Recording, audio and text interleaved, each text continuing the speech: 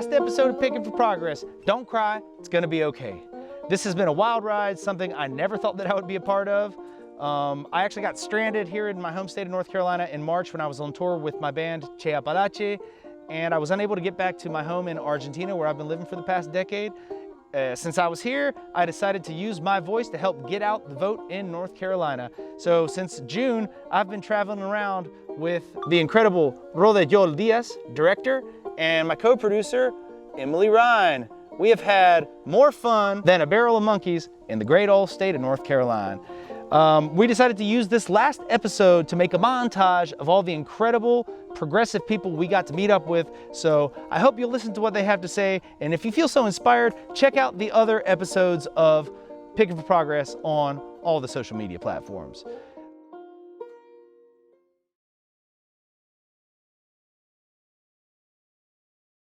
What is on the line right now? Oh, what's on the line right now?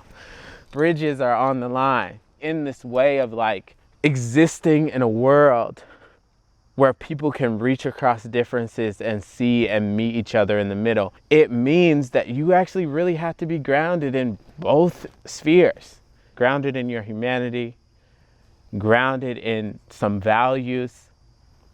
And I wonder also if values aren't on the line in this year's election, right? Real deep values that exist beyond like consistency and right? honesty. Yes, consistency, and love, honesty, love, acceptance, respect, right? Decency. All those things, right, are really on the line this year. What I'll be studying all the candidates for is compassion, building bridges, people who can help pull us back together, restore more confidence, integrity, and respect for each other. I'm certainly interested in doing all I can to build bridges. The long train of history bears itself out right now in this moment as we're doing our work in this generation. Politics is something you either do it or it's gonna do you. A decision is gonna be made about your community whether you're there or not. We had a lot of ancestors that had given a lot of blood, a lot of sweat, a lot of tears. They've given their lives to make sure that all could vote. And so it is important that we access that right to vote. As an Indigenous person, do you know what my people face to even have the right to vote? I speak for Black people when I say, do you know what your people faced? For you to have, you know, the wars and the fights that our people fought so we could have the right to vote. Black and brown, we're finding that we are marginalized together and we're standing up and refusing to be invisible anymore. I think that we are finding our power, our political power, and I think you'll see all across North Carolina a lot of Latinx organizations and a lot of Indigenous organizations and Black organizations begin to work together for the sake of our democracy. Undocumented Latin American immigrants in the U.S. are often referred to as illegals, when in fact they are the indigenous peoples of this continent. En el 2017 fue algo que nos cambió la vida por completo. Me ha separado de mi familia, me ha separado de mis hijos, de mi esposo. De la noche a la mañana todo se derrumbó. Nosotros, los que estamos viviendo esta situación de estar en santuario, estar encerrados, estar prisioneros prácticamente, necesitamos que la gente salga a votar. Necesitamos de la ayuda de los que pueden ir a votar. Como organizador, como activista, esperamos un cambio. Le estamos invitando a todas las personas que voten. Las personas que pueden votar, voten por un cambio. Voten por su familia y por su comunidad. Porque recordemos que el voto es poder. No hacemos un minuto de reflexión. Cómo ha sido maltratada la persona que están procesando día tras día el producto que cae en nuestro plato. Yo soy campesina. Soy orgullosamente campesina. Tengo desde los 6 años trabajando en el campo de Estados Unidos. He cosechado pepino, chile, fresa, naranja, jitomate, calabaza, todo. I think that rural America is exactly who should be progressive. Why can't we have progressive policies that put poor people to work, that pay them a good wage, that provide them health care?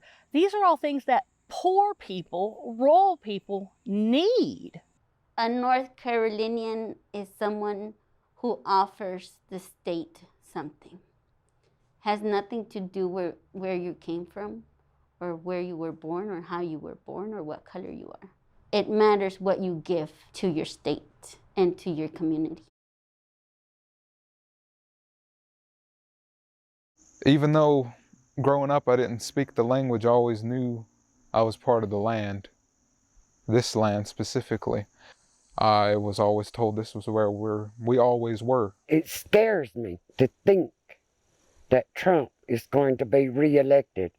I believe if Trump wins, it will be devastating to the Native community, as it has been with the Dakota Access Pipeline. He signed the executive order to have it ran through, and that just proves to me that he don't care.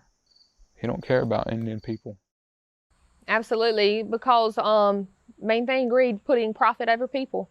From the CAFOs, the concentrated animal feeding operations, to different pipelines that want to come in the area, different emissions, and the climate injustice that we're going through right now, and the issues that our people are facing today is a continuation of genocide.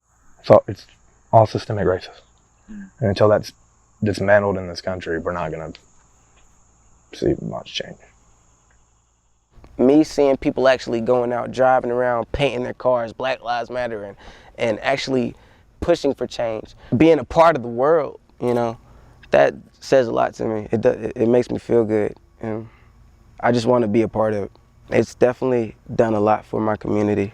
It's joy to see this kind of resistance energy coming up out of the population, affirming that Black Lives Matter. It matters that children get sufficient food to eat. It matters that health care is available to all. It matters that police are not biased and killing people. And it has always mattered. For trans people of color, I speak from a platform of education, homelessness, employment, health. These 4 key areas are what, from a trans Black person's perspective, are some of the most difficult challenges that we face.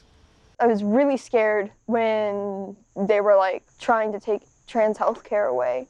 I was scared that I or my friends wouldn't get the health care that we needed when we needed it. If you believe everything's the same and my vote doesn't count, you're going to stay home. And that's what the Republicans want you to believe. They don't want people to realize that they're voting for things that affect them. They don't want the youth to be energized and come out and vote them out, because everything the GOP represents is what the youth is against today. The youth have a big say in it. Whether they can vote or not, they're making a big difference. Thinking about the vulnerable communities that will strongly depend upon this election, who may not have the ability to vote. And so like really exercising that right to vote and knowing that you're privileged if you can. Tu voz es importante. Nuestra comunidad es importante. Si tienen el privilegio, asegúrense de salir a votar. Ý kiến của bạn là quan trọng. Turn your rage into action. We're moving into an election, a major election. And this country needs to understand the seriousness of this election. If you want to throw your venom and anger out, now is the time to seize the moment. Ballot box. Get to the ballot box and vote. And if you don't vote, well, guess what? You just gave a vote to hate, to what's wrong with this country, to continue to allow the system that's in place to stay in place, and the leaders who control it to stay in position, to continue to keep their foot on your neck.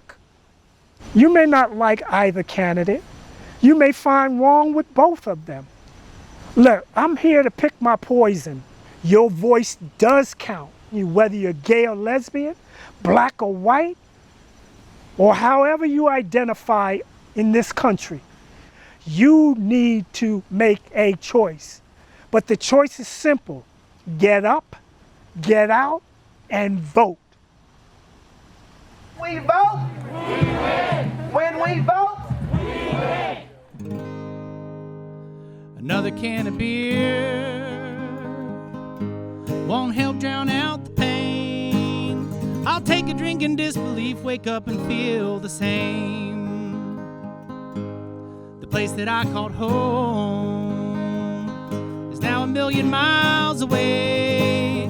Change came on quick when COVID hit, and here I am today. I love North Carolina. It is a place that I adore. My old home state of Cackalack, them sandy ponds and railroad tracks, big windy high-top mountains that my earthly body bore. But Lord, this love I have is torn. Amigos, the truth is crystal clear. Entre montañas de mentir. Before this awful virus came, a different plague wreaked havoc here. 'Cause us white men chew on pride like a bloody pacifier.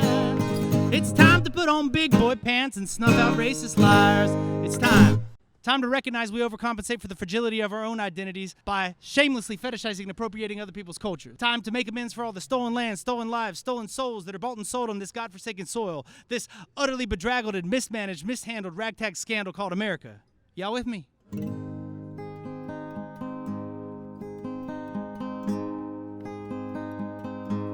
The future of this land is a bold collective fight. From Cherokee to Walnut Cove, from Lumberton to Goldsboro and Winston-Salem, where I'm from, it's time for us to beat the drum of love and liberation.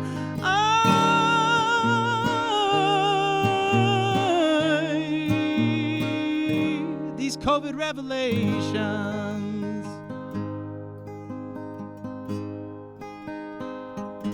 This rumbling's hard to quell. It seizes like a spell.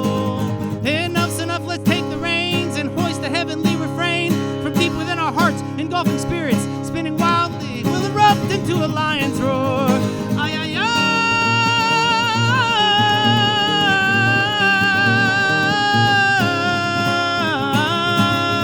ay, change is coming.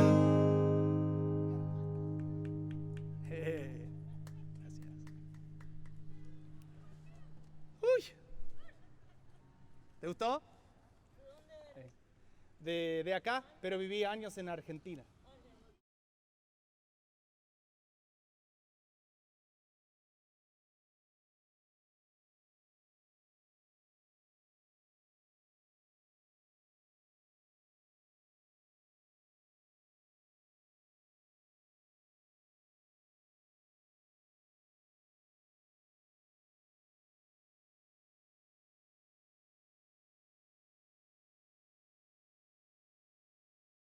One more thing, little message to the American people, little Argentinian technology here. If you get frustrated with the situation, don't grab your gun, go into your kitchen, get your frying pan and a metal spoon, get your friends together, and go out in front of government buildings or whatever makes a noise and say, no,